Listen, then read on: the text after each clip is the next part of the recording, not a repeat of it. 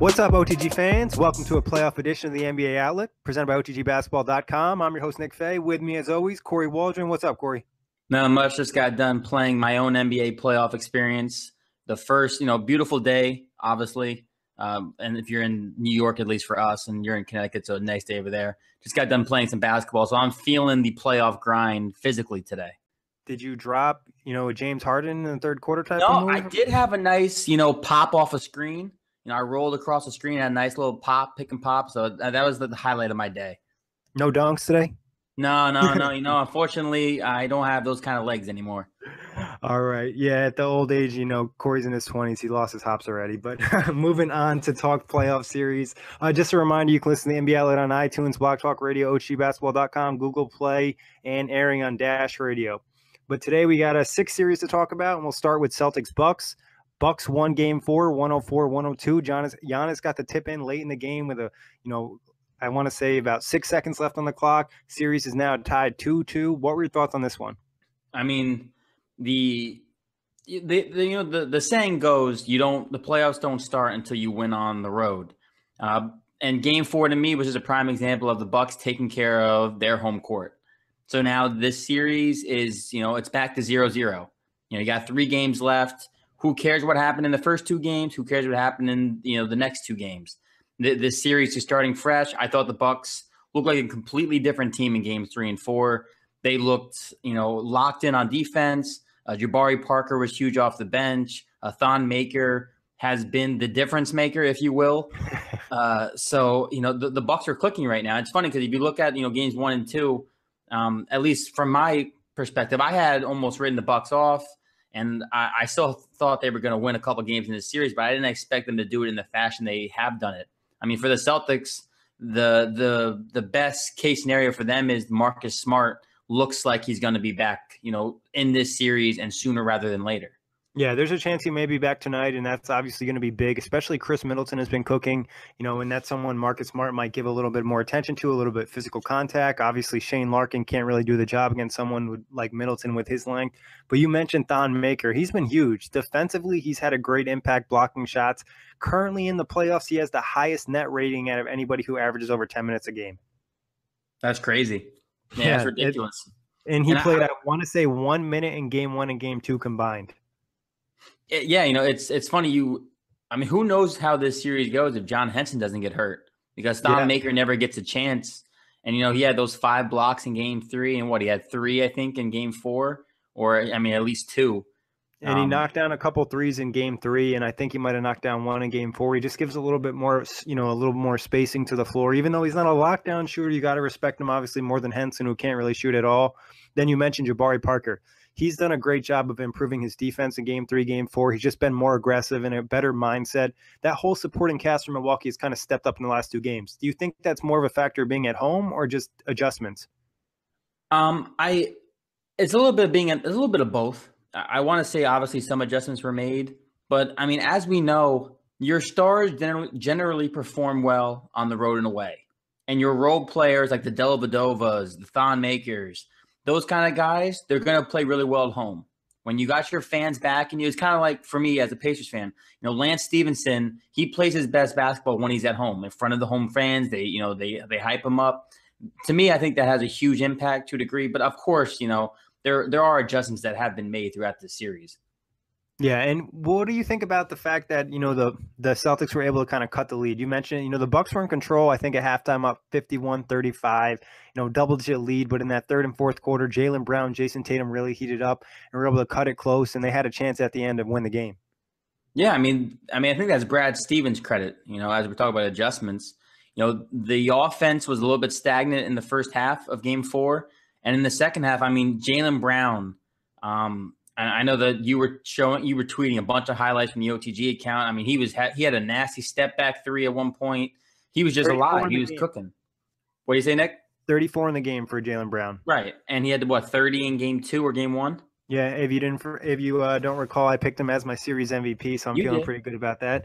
Yeah, you Also, you mentioned the adjustments by Brad Stevens, the offense picking up. They scored 32 and 35 in the second half, in the third and fourth quarter. In the first half, it was under 30 points in each quarter. Offense looked stagnant. They definitely got things going. What'd you think about going to Morris for the last shot instead of Jaylen Brown? I didn't like it. I mean, you give it to the hot hand. The hot hand that entire second half was Jaylen Brown. He had earned every right to take that final shot. And if it wasn't going to Jalen, it should have went to Jason Tatum. That's what I Those think too. those were the two guys who I think should have gotten that last shot. Marcus Morris, it's funny. I was really hyping him up on games 1 and 2 when he played really good. Another guy who played really well at home and didn't play so well on the road these last couple games. To me, it was just I want to be the hero type of shot. Yeah, I agree. And I think Stevens, maybe he just went with it because Morris has hit the big shot in the past. He has the experience. But it was weird not seeing Jaylen Brown or Tatum get the ball because it would have been more beneficial. And I think the Celtics know they're not going to win a championship this year. So get those guys a clutch experience in the playoffs. But for the rest of the series, this feels like it's going 7, and it's probably going to be Boston wins in Boston, Milwaukee wins in Milwaukee, and then Game 7's a toss-up kind of type of thing. Yeah, I mean, I think I picked Celtics in 7 in our prediction, and I think that's going to hold true. I don't. These teams are really good at home. They're taking care of it, and I want to give a shout out to Chris Middleton. We can't. He's been balling. Do you know his stats? If I had to guess, last time I checked him, I know he was averaging about 26 a game, over 60% from the field, and like over 60% from three, and averaging like 6 and 4 or something along those lines. Oh, pretty much spot on. So he's averaging 26 points per game, 7 rebounds, 4 assists, and he's shooting 62% from the field and 63% from three. Yeah, he's balling. I always like Chris Middleton too. Ungodly. And he has been playing defense too. It's not like he's just doing one thing. He's been tremendous. The clear cut, number 2 on this Bucks team so far this series. And just like the overall length, the Bucks had 14 block shots in Game 4, so something to keep an eye on. But moving on to the next series, and this was a little bit of a surprise. The Spurs came out victorious. They won Game 4, 103-90. And it felt like the Warriors are going to sweep, but the Spurs just played harder, and the Warriors didn't really show up. Well, somebody in this podcast said, Warriors in 5, as 2 other people said Warriors in 4. So I just want to say I had faith. I had a little faith. I mean, obviously the Warriors are the way better team, and I expect them to completely decimate the Spurs tonight. But the Spurs had a lot of emotions this week. With obviously Aaron Popovich, as we mentioned in the last pod, her passing away, Pop being away from the team, them being home. To me, San Antonio possibly being Mano's last game in San Antonio. Right. And, he balled out. He had 16 or 10 points in the fourth quarter, 16 for the game. A couple of them were some really tough shots. It was one of those games where it just felt like the Spurs were going to just out hustle. I think they barely had any turnovers too. They were really good with the basketball in the first half, which was a huge up for them. Yeah, and like you said, the Spurs just kind of outplayed them. To start the game, the Warriors were sloppy, and they never really, picked it up from there. And the Spurs did, and they kept playing hard the whole game. Klay Thompson didn't have a hot game. Andre Iguodala really didn't do much. The Warriors pretty much killed them on the boards, but lost in a lot of the other categories. And also the Spurs hit some threes in this game. And that's not something they necessarily do a lot, but hey, they were able to squeeze out the win. Yeah, here, this is just the stat to kind of highlight why the Spurs won Game 4. The Warriors shot 25% from 3 on 7 of 28 shooting. The Spurs shot 15 for 28. The Spurs had just 8 turnovers. The Warriors had 16 turnovers. Yeah. So those 2 stats right there, that's very unlike the Warriors to have that many turnovers and then not shoot the 3 ball that well. Exactly. But like you said, this one, we kind of already know what's going to happen in Game 5. I'd be super impressed and amazed if the Spurs were able to extend this series. Especially in Oracle, when that crowd wants to see them advance on their home court. Yeah, and Steve Kerr wasn't happy about the last performance. It wasn't up to standard. No, of course not. Not when you're a championship contender at all. Exactly, and you can use any rest you could possibly get, But moving on from there, especially actually before just touching on Livingston with the sore ankle and KD with a sore ankle as well, you kind of want to get some guys some more rest. But the next series, Wizards and Raptors, Wizards tied up the series 2-2, 106-98, a nice win at home. This game was like a lot of back and forth, and the Wizards just really picked it up in the third quarter, and they dropped 40 points. Wall and Beal really stepped it up. Beal ended up fouling out of this game, but the Wizards finished the game on a 14-4 run, and they made this series interesting. Well, I mean, unlike games 1 and 2, Bradley Beal has been in the offense. We talked about this when they were down 0-2, how it looked like John Wall was trying to do too much because there was no one else really stepping up, and Bradley Beal had kind of taken the back seat. And then they come home and they both have 28 points apiece in game 3. And then in game 4, Bradley Beal has 31 and John Wall has 27 and 14. This Wizards team, they're not a bad team at all. When John Wall is healthy and playing the way he's playing, he had that disgusting dunk over Valanciunas, was it in game 4? Yep. And, Bradley Beal's hitting shots. I mean, that's when the Wizards right now look, like the 1 seed almost. The entire series is kind of flipped. So those two guys in particular are balling out. And Gortai has been playing better too. I think that's one thing that's helped Washington. He's kind of stepped up. Obviously, I'd still like to see Otto Porter get a little bit more involved. And for the Raptors side, Ibaka has been really quiet the last few games. DeMar DeRozan kind of went back to that iso ball, taking 29 shots. It's just like, terrible. Yeah, terrible. I don't ever want to see DeRozan taking 29 shots. Yeah, I mean, he had 35 points and he got to the line a lot, but it's still tough for the offense. And just it felt like there wasn't a ton of guys stepping up. They needed somebody to kind of be that third scorer. Lowry had a solid game, nothing crazy, but they needed somebody to really, step up and be that third guy. How much do you think they're missing Fred VanVleet? Huge. I think it's huge, and I didn't actually expect it. But for that second unit, he really is a crucial part of the playmaking, the ball movement, the spacing they have. And I think it definitely has impacted their ability to get the second unit going. I mean, CJ Miles has been, rather, ineffective. He had 2 points in game 4. I believe he had just 9 or 8 points in game 3. Takeem, he hasn't done anything special. The bench mob, which was the bread and butter for this Raptors team, there should be a mob rioting about there being no bench at this point. Those guys just aren't playing very well. Yeah. I mean, like you mentioned, and we're talking Bucks in Boston, it's a little bit harder to play well on the road for the bench. And at home in Toronto, they were playing great. So it'll kind of be, whose bench steps up on the road more. Yeah, I mean, and also I know John Wall said this yesterday that, Drake said that he had the broom ready and they weren't going to be coming back to Toronto. And, John Wall's a superstar or, a borderline superstar star in this league. Certain things you really can't say to certain players. And I think, whatever it's worth, I think Drake did motivate John Wall a little bit because John Wall has been extremely effective scoring-wise the last 2 games rather than how he was in the first 2 games of this series. I think he watched some of the game tape from game 1 and game 2 where he made a lot of mistakes. He realized he could play a lot better, and it was something he could fix, and he made the adjustments. So it'll be important for Toronto to make some adjustments going back to Toronto if they want to win this series. Yeah, and I do think game 5 will be won by Toronto. I think they're going to take advantage of coming home. They could definitely use a little bit of home court cooking. And I don't know. I think if obviously DeRozan and Kyle Lowry need to be good, but I want to see some more from Serge Ibaka. Yeah. I think he's been pretty much non-existent this series. He had a good game 1, and then other than that, game 1 he was good. Other than that, he really hasn't done much. And they need him. They got him to be that that third backup option for the offense. And I just think obviously you need DeRozan and Lowry to be good. But, we know that they struggle in the playoffs, and somebody else has to step up. Yeah. Moving on to a series that I know, are very into, and that's the Cavs and Pacers. The Cavs won game 4, 104-100, tie the series up 2-2. Give me your thoughts on this one. The Adam Sandler, one of his movies, he goes, "You blew it." It sounds familiar. I think it might be Billy Madison. But that's how I feel. I feel like they blew it.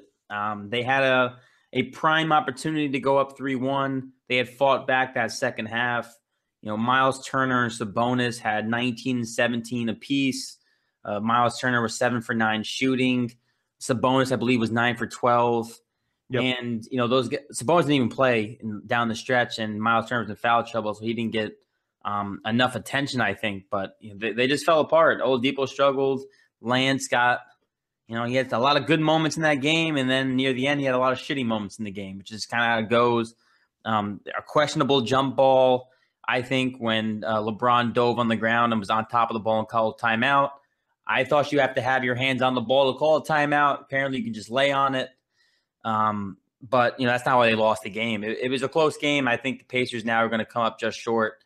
LeBron, was fantastic in the first half. He only had 3 points in the third quarter, but then in the fourth quarter, he was back. And goddamn Kyle Korver, I swear to God, he hit every timely three the Cavs needed. Kyle Korver was right there on the opposite end, draining the three. And then, of course, J.R. Smith had that one half-court, buzzer beater, which ended up being almost the deciding factor in the game, I suppose. Yeah, you mentioned Kyle Korver stepped up. Jordan Clarkson stepped up a little bit. J.R. Smith had a few good moments. I think they got a little bit more production. Tristan Thompson did a few positive things, just setting some screens from the Cavs side. And you mentioned LeBron was huge in the first half. The third quarter, he took off. Even a little bit in the fourth, he was kind of letting some of his teammates run the offense so he could conserve some energy. And then come, late in the game, he made the plays. And you said it, the Pacers blew this. I don't know if they blew the series for a fact yet. I mean, they still obviously have an opportunity to win it, but they did have a chance to win game 2 and game 4, and they didn't. Yeah, for sure. And I think for the Cavs perspective, you mentioned Jordan Clarkson. He had all of his points in the first half. He was 5 for 5 from the field. He didn't make a single basket in the second half, but then in the second half, you had Kyle Korver making buckets. And that's all the Cavs really need. You don't need anyone to be crazy good. I mean, obviously, when you get later in the playoffs, you do. But in this series in particular, LeBron has to be great. And then if he just gets those, little burst of contributions from certain guys, that's really all they need. And they've proved that so far this series. Whenever LeBron's gotten, a little bit of help is when, obviously, they've won a game. Yeah, and, another negative for the Pacers, sorry to harp on that, but Kevin Love had a bad game. Kevin Love got in early foul trouble, he's never really found his rhythm, and things aren't working out. I mean, one positive, though, I think from the Pacers is you saw Miles Turner be a little bit more aggressive. Saw him hit some threes, but a negative for Miles Turner was LeBron was able to expose him a lot in the pick and roll. I think also a negative, as you mentioned, offensively, he was getting things going, and then the ball stopped finding him. Yeah. I never understand sometimes how, for example, Sabonis too. He had a huge third quarter, Sabonis. I want to say of his 19, I believe he had 11 in that third quarter, but then he doesn't even play a second in the fourth quarter. So, there's questionable. Nate McMillan's been great, so I'm not going to harp on him for decisions that he's making. But, those two guys, the big men in particular, they were both having a really good game. And down in the stretch, it felt like it was too much Oladipo and Lance rather than, getting those two guys involved. Yeah, and if you ask me, I'd rather see Sabonis and Turner get touched instead of Lance late in the game. Obviously he has that type of energy thing, but they were playing well in this game. And the Cavs have, they obviously have interior defense issues. Tristan Thompson obviously played some minutes finally in game 4, but that's their weakest part of their game is the fact they don't have a rim protector. Exactly. And one thing they did to slow down Oladipo, and this was LeBron and maybe Ty Lue, I don't know, I'm not going to, hate on him too hard, is they made some adjustments defensively. They threw a lot of different looks at Oladipo, some different traps, some different double teams, just made his life a lot more difficult than normal. Yeah, no, since game 1, Oladipo has been mugged basically every time he catches the ball. He's had to be effective. He's had to do either, a lot of pull-up threes or a lot of dragging out his defender and then just going, like a bull in a china shop to the rim. And it's had, mixed results, obviously, because he hasn't been shooting well. He shot just 5 for 20 in game 4.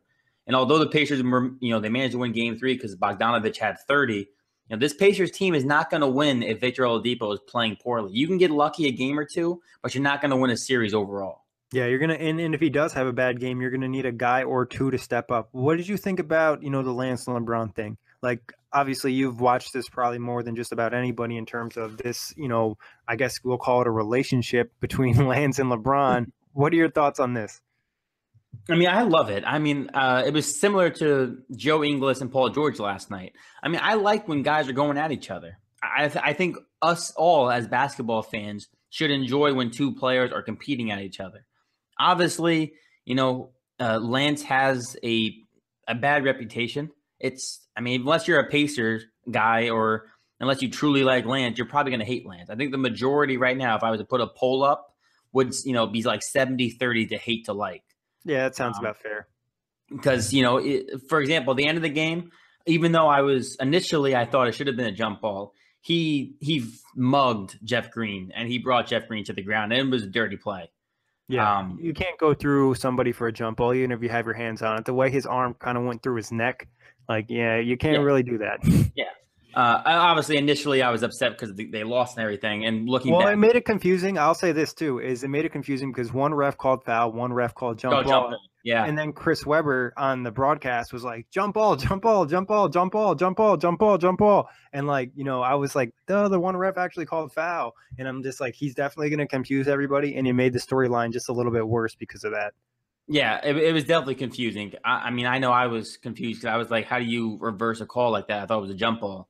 But, it is what it is. And then that was a dirty play. But back to LeBron and Stevenson, I think those two guys, obviously, I don't know if you know this, but their relationship started back in when Danny Granger was still on the team and Lance barely even played. I think he played like 4 minutes per game that season. And LeBron was shooting free throws, and Lance did the choke sign at LeBron from the bench. And it got a lot of publicity because then LeBron made both and had a dunk and then stared down Stevenson when he ran down the court. And Lance didn't even play back then. But it's funny because if you had a book, that would be the first chapter of this relationship.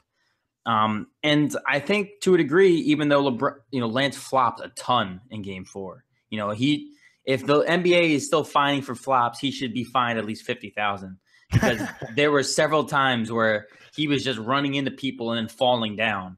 As a Pacer fan, I'm okay. Made LeBron look like Thanos, yeah. And as LeBron said, the elementary school thing. You heard the soundbite, right? I did not. Oh, so LeBron goes, playing with Lance because he got his technical, obviously. He goes, playing with Lance, it's like elementary school. Lance told me a joke and I laughed and the teacher heard me laugh, so I got in trouble. Yeah, it's about right. It's how it goes in the NBA. Usually it's the second guy who gets caught. Right. Lance just annoyed the shit out of him for the whole game. And the same thing with Ingles last night with Paul George. It's they're just going to get under their skin and really grind them. And it takes a lot of mental toughness, especially when your team starts to play bad, to not get mad. Exactly. And I think that's where the relationship is. That's it. Lance is like the gnat fly at a grill, barbecue. It's just flying around your face. You're like, get the hell away. And he just stays there for, the duration of the party. And if it's a really good party, you don't care about the fly. But if it's a bad party and the fly keeps trying to get in your food and mess with your stuff, you're going to be a lot more pissed off. Exactly. And, that's my take on the LeBron Lance. I do think, it's enjoyable to watch. And when Lance, if the Pacers win this series, best believe there will be a picture of Lance holding the basketball above LeBron's head. Like he did late in the third quarter. I'm sure there'll be plenty of memes and T-shirts and whatever you want to see. Yeah, tons. But moving on to another series, and this one's been kind of a weird series, honestly, and that's Rockets and Timberwolves. Rockets won Game 4 last night, 119-100, and this was a weird game because the Rockets offense really hasn't showed up for most of the series. And all of a sudden in the third quarter, they dropped 50 points, as much as they dropped in the first half. James Harden just caught fire. Chris Paul caught fire. And that third quarter pretty much won them the game because other than that, it was pretty close. Yeah, I know Derrick Rose fans were extremely happy. He had a fantastic first half. And I like to think that the halftime speech given to the Rockets was simply a Twitter feed of everyone saying this is the team supposed to beat the Warriors. Because they came out in that third quarter on a mission to just wipe the Timberwolves off the floor, and they did. And James Harden, he had 13 points, I think, at halftime, and he erupted in that third quarter and was fantastic. He destroyed. He was just a man on a mission, and there was really nothing you can do. When he's hitting a step-back three like that, there's not much you can do. And he just felt like he had a lot better energy in that third quarter. For whatever reason, they were so stagnant in the first half. I know they run a lot of ISO in general, but it just was no movement. Even the guy with the ball, it's just they waited to the end of the shot clock. And Minnesota just felt like a blown series. They've had a lot of opportunities to really win this series or at least make it interesting. and they failed to capitalize. And going into halftime, the Rockets were still up, and they played pretty trash in the first half, including James Harden. So not to like even, to get blown out like this and allow a team to have a third quarter like they did. They were outscored 50-20 in the third quarter.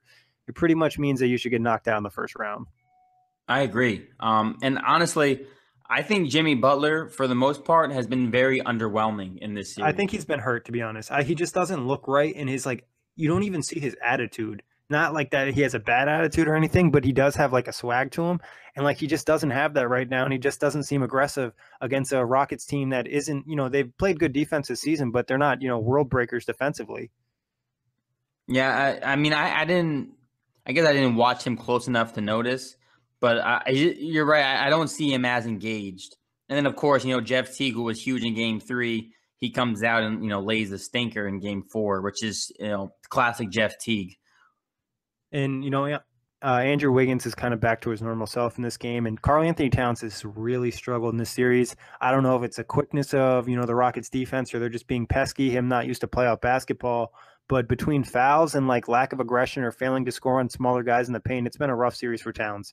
Well, I mean, you look at the plus minus for the Wolves last night.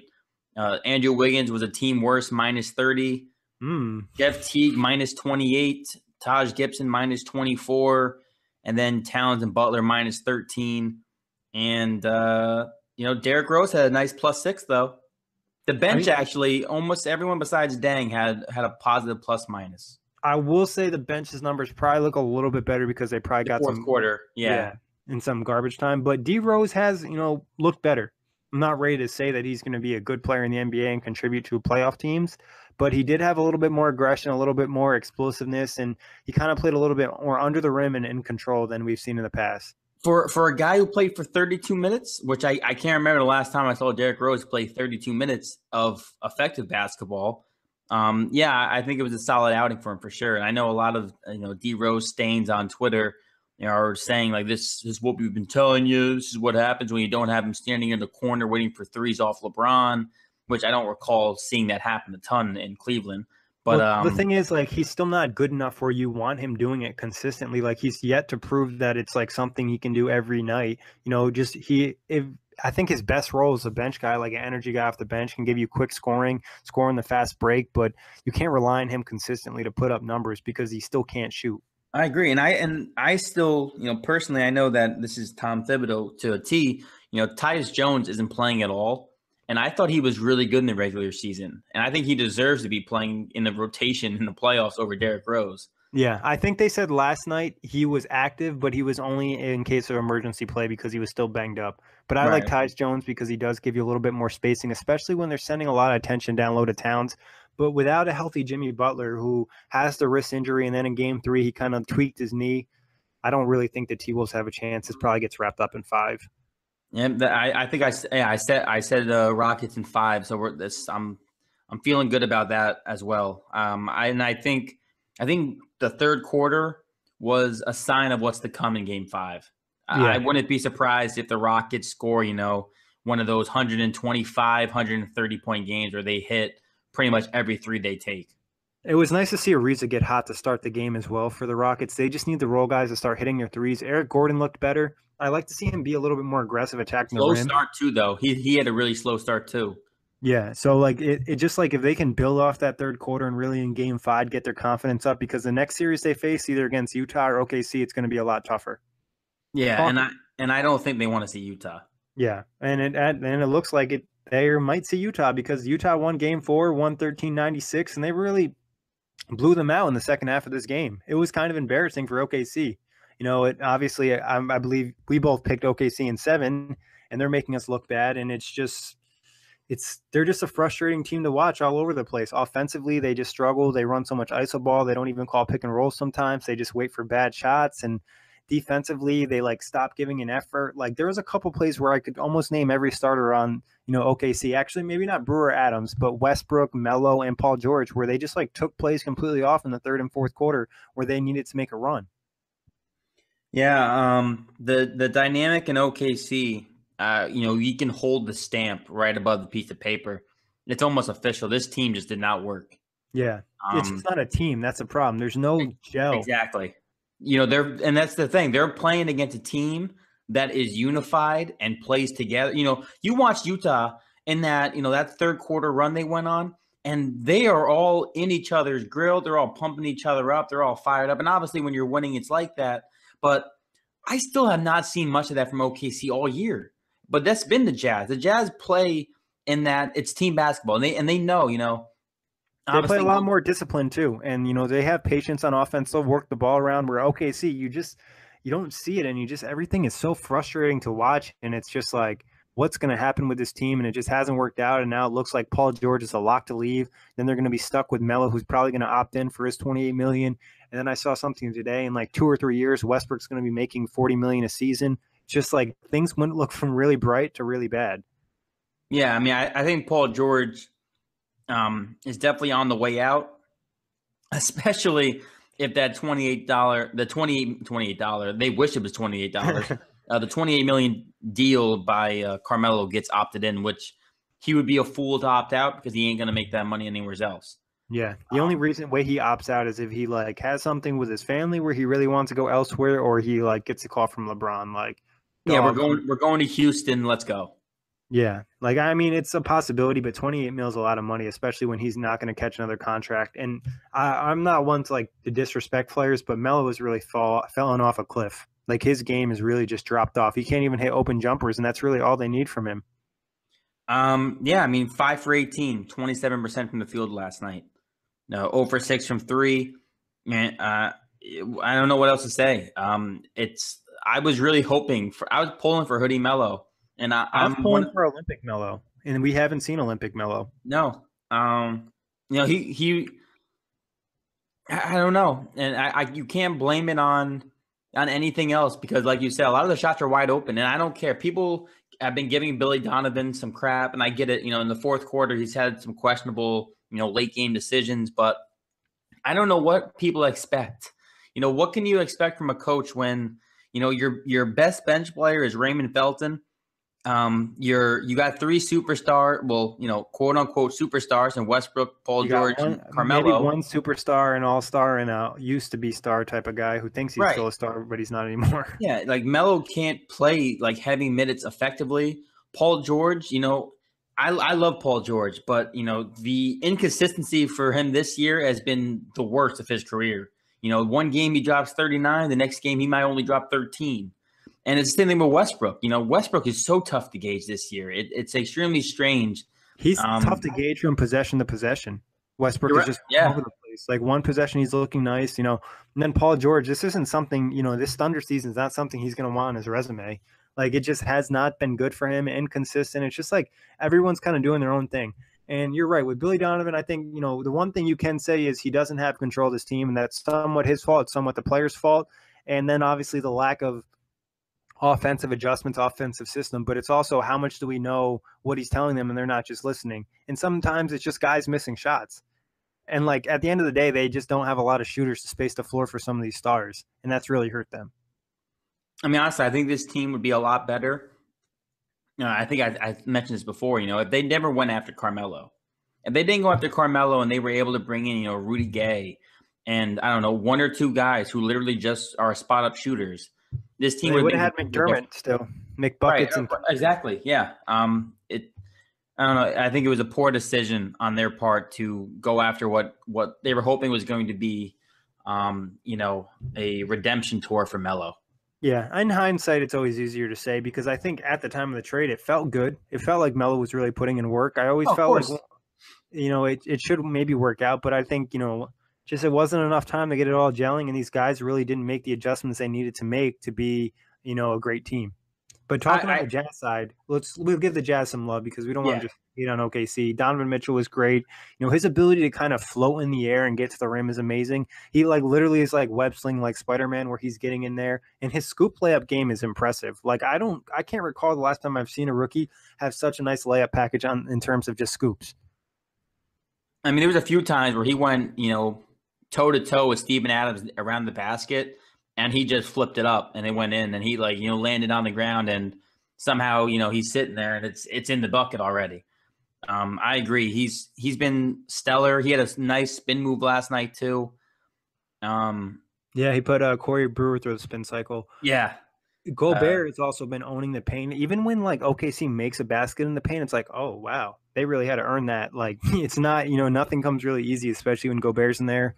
And Joe Ingles really stepped up. Like this whole thing with him and Paul George is kind of funny. Like that I don't even know where it came from. that stretch where he hit like 3 threes in a row and stared at Paul George after every three. I mean, Jesus, especially he looks like Toby Flenderson from The Yeah. Office. And this guy's out here cooking Paul George or playoff P, whatever he wants to go by. He was stellar. And then, Ricky Rubio didn't have a great first half, but boy, he hit some timely shots in that third quarter too. He knows how to play ball. Like he wasn't going to get into the mind games with Westbrook. He knows Westbrook's the better player. He was going to play his role and do his thing. And obviously, the Jazz won the game in an easy fashion. No, I agree. And then I think you have to give some credit to the guys who've been doing like the dirty things, like Derek Favors. He's had a nice series. He's done a great job earning himself some money this summer. Yeah, I mean he's not doing anything that pops up on the stat sheet. He only had 13, 4, and 2 for 6 and 9 shooting, but you felt his presence. He was a bully down low. I really like when him and Gobert look together when they're on the floor. It just, to me, they make going into the paint so much harder, especially for a guy like Westbrook who is trying to get into the paint. Having those two physical guys down low makes it extremely tough for him. Yeah, and it just feels like the paint is constantly clogged for OKC, and they just can't get layups in the paint. That's partially because of those guys, and then just the lack of spacing on their team. So, and that another thing from the OKC side is like the Jazz's offense. They don't have any world beaters. Like Donovan Mitchell, he's very good. He's a great rookie, but at the end of the day, they should be able to kind of slow him down and slow down this Jazz offense, and that just hasn't happened. And a lot of that, I think, has to do with defensive effort. Yeah, I mean, Paul George is supposed to be the lockdown defender, and no one in this series for the Jazz has really been locked down for much of any period of time. Yeah, you might even say Brewer's done a better job on Mitchell than Paul George done at times. Like Paul George to me has been like he's had some good defensive sequences, but he's also had plays where he's just been completely out of position. Maybe is that too much trying to get the steal or baiting the passing lanes? But his body positioning sometimes he just puts himself in a place where he's going to get scored on. Yeah, and it might just be because they're getting punched in the mouth right now, right? Utah is if this is a fight. We're in our UFC fight. There's 5 rounds. We're in round 4, and OKC has no legs underneath them. The Jazz, especially last night, that game was brutal. That I haven't seen a team get knocked around like that, especially when they have those kind of stars in a long time. Donovan Mitchell and Joe Ingles were just everything they wanted. They took. OKC this series is pretty much done. I don't know if this even goes 6. I think if Westbrook isn't, we didn't even mention that Westbrook may be suspended for the smack thing with Gobert. If he's suspended, this series is definitely over. I have a feeling, though, that OKC is going to show up for Game 5, but it's going to be a little too late. And we might even get a really good Game 6, but I think the Jazz should be able to win this series. They feel really confident. Unless OKC, comes up, they still are, I mean, at the end of the day, probably are still the more talented team, but they're just not showing up, specifically in the fourth quarter. Westbrook, Paul George, and Melo have been terrible. I believe Grant is their leading scorer in the fourth quarter with averaging 4.7 points. Yeah, that's not a recipe for winning. And, I know we're back on OKC, Steven Adams, Gobert has really pretty much taken him out of the series. Yeah, he's been a little banged up, though, too, and that's really hurt them. And anytime he's been in foul trouble, the Jazz have taken full advantage either in the paint, rebounding-wise, or just attacking them defensively. And, they just don't have another center on this roster that can compete with Gobert size-wise because usually they're putting in Patterson or Grant, and we already know what's going to happen there. Yeah, of course. Patterson was, he had those, 8 points in or whatever in Game 3. He had 0 in Game 4. Yeah, it's funny. We all saw holes in OKC and we saw flaws. And, I don't know. I don't know what I expected, but they've been a shell of themselves. Yeah, it sucks. And hey, it didn't work out, and on to the next season for OKC. But that wraps it up for today. We'll be back on here talking NBA playoffs very soon. But if you want to check out some old episodes, you can listen to us on iTunes, Blog Talk Radio, OTGBasketball.com, Google Play, and Dash Radio. As always, thanks for hopping on, Kory, and thanks everybody for listening. Peace.